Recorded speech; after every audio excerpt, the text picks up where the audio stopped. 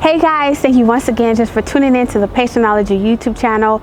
And thank you so much for all of the support for our last Freedom Friday video. I'm so excited because this is our second Freedom Friday video, which means that every last Friday of the month, I will be dropping some nuggets of things that I've just learned and overcome over the years.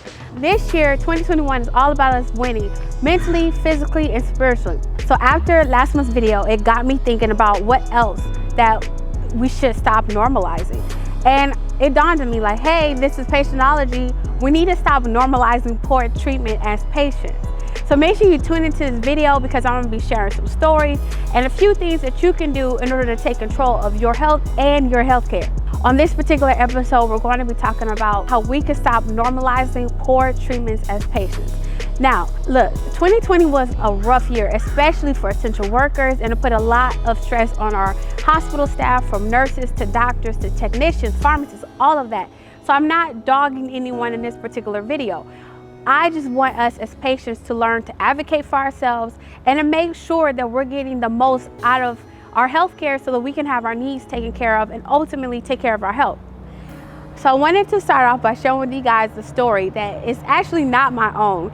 It's actually what happened to my mom a few years ago. So about 3 years ago, she actually had a heart attack, and she was actually on her way in Vegas to go see Bruno Mars. And right before she was about to get in line for the concert, she started feeling chest pains and shortness of breath. So the security staff ended up calling the ambulance for her.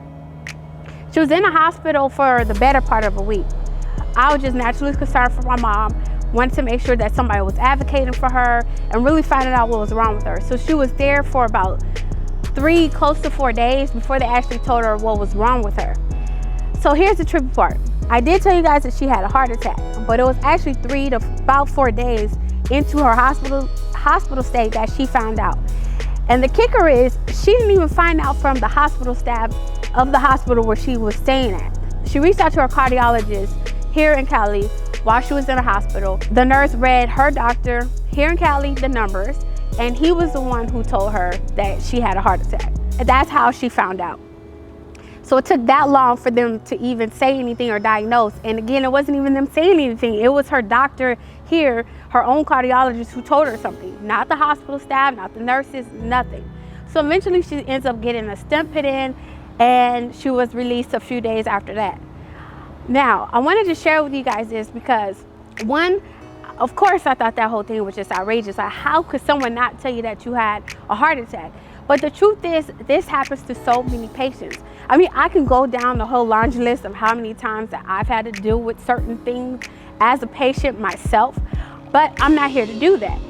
What did have to happen in my mom's case was that she had to call in her big rollers, which are me and my aunt, because we don't take no BS from nobody, especially with doctors. Like, we've been through our own things. We know how protocols and laws and all that stuff are supposed to work. So she called in her big rollers, her big dogs, whatever, to go in there and make sure that we advocate for her. So that's what I want to tell you guys. Number one, always have an advocate. If you feel like you cannot advocate for yourself, stop normalizing poor treatment. Stop normalizing not getting answers from your healthcare providers, and get yourself an advocate. And not just somebody that you're taking along because they're your friend or you're a parent or anybody. No, take in there somebody that's going to get down to business and make sure that you get the answers that you need. Which also brings me to another story. I have a cousin. She was going through workers' comp, and she didn't feel like she was getting the care that she needed for her injury. So naturally, she called in her big dog. She called in me. I go in there to the doctor's office. Well, I tried to. So then here's what happened. I go in and we're waiting for the doctor to see her. They call her. I'm about to walk in there with her, and they're like, hold up, lady, you can't go in there. And I'm like, yes, I can. And the lady tries to throw out HIPAA. I'm like, no, sweetie, what are you talking about, HIPAA? That has to do everything with the hospital's legal obligation to protect their patient's information. If a patient wants someone in a room with them, they definitely can do that. And so, of course, they told me I couldn't come in because the doctor didn't want me in there at the time, and because it was workers' comp, all this other stuff. Lo and behold, they're going to send out the supervisor and security on me, trying to get me to leave, talking about I can't be there and the doctor. And I said I could be there if the patient wants me to be there. So which brings me to point number 2. Let's know our own rights as patients so that no one can tell us otherwise. It is illegal for somebody to tell you that you can have someone in your own doctor's appointment. And I know that a lot of things are over the phone and there's new policies because of the pandemic. And so we have to learn different ways to kind of, still be able to find advocates for ourselves, but most of all, know our own rights as a patient. Because ultimately, our health is in our own hands. And number 3 leads me to this. Of course, I have another story for number 3 as well. But number 3 is make sure that you're getting your provider to listen to you. And if they don't listen to you, find somebody else. To be honest with you guys, I share with you guys a lot of information, especially in my first podcast, about how some medical errors led to me being disabled, or like I like to say, uniquely able. And a lot of it had to do with my doctors, my providers simply weren't listening. They weren't listening to me. They weren't listening to my mom, because at the time I was a minor. But because we didn't know all of our options at the time, we felt stuck. So instead of us trying to find a different provider or anything like that, we stuck with the people that we knew, even though they weren't doing the best job. So my message to you is this: don't stick with anybody who is not going to listen to you. I don't understand why we take this treatment from our providers, but we won't even take that from our friends. Like, would you be friends with somebody that's not even listening to you? Would you be friends or in a relationship with somebody that's not even listening to your needs? Would you do that? I know I wouldn't. So why are we doing that with our own providers? That makes absolutely no sense. Now look, I know what I said is actually a lot deeper. A lot of times, we feel like the doctor has the authority because they know more than us. They have the credentials behind their name. They, have all this experience and all this expertise. But the truth is, you're the only expert on your body. They're not. So if you're feeling some kind of way and you know that it's more than something, listen to your intuition. And let's stop normalizing doctors knowing more about our bodies than we do. Let's stop normalizing poor bedside manner. Let's stop normalizing not having the answers that we need in order to take care of our health. Let's stop normalizing giving up on our own health just because we spent months and even years trying to find answers and we didn't get them. This year for me is the year that I win. And not just this year, but every year forward. And I mean in every single area of my life. And in order for me to do that, I have to take control of my healthcare. I have to advocate for my children, my husband, my family members, whoever it is, because I'm not having it anymore.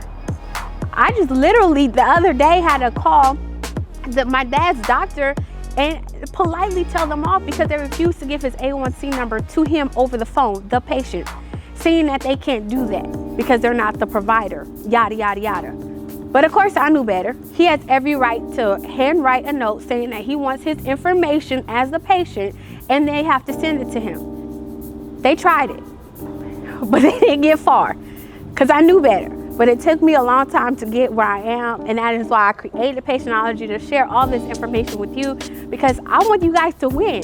I want you to win in your mental health, your physical health, and in your spiritual lives. And this year, 2021, is all about that. So please, do me a favor and stop normalizing not getting the answers that you need from your healthcare provider. Let's stop normalizing them knowing more about our bodies than we do. Let's start taking control of our health from top to bottom. That means eating right, exercising, self-care days, whatever we need to do. Because all we have is our bodies. Our bodies are our workforce. They work for us. They labor for us. Our bodies are everything that we have, and we have to take care of it. And if we take care of our bodies will take care of us. So y'all know I have a lot more to say, but I'm not going to get into it. I'm not trying to bash anybody or anything like that, because I really appreciate all the hard work that every single healthcare provider has been putting in throughout this entire pandemic. I know a lot of RNs, I know a lot of physicians, and I know how hard it has been, not just those in the clinical settings, but also the ones who, work in mental health and just different areas of our healthcare to keep things running. So I appreciate all of you guys.